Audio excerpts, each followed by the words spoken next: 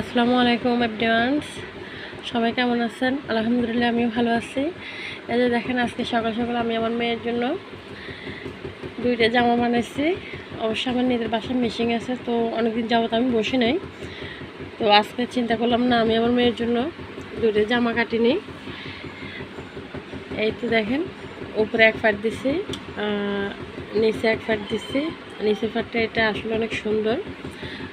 তো অনেকে বলে যে আপু এটা ডিপ, এই ধরনের ডিপ কাপড়টা কেন দিচ্ছেন? আসলে ডিপ কাপড় অনেক সুন্দর, কারণ উজ্জ্বলের থেকে ডিপটা অনেকের পছন্দ হয়।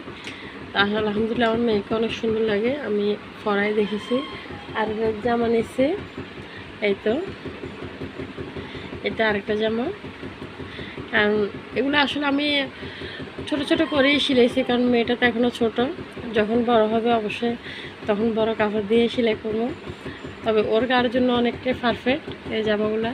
আসলে কেমন হয়েছে আপনারা সবাই জানাবেন আমার কমেন্টে, যে এই জামাগুলো কেমন হয়েছে। ছোট ছোট জামা অনেকে পছন্দ করে।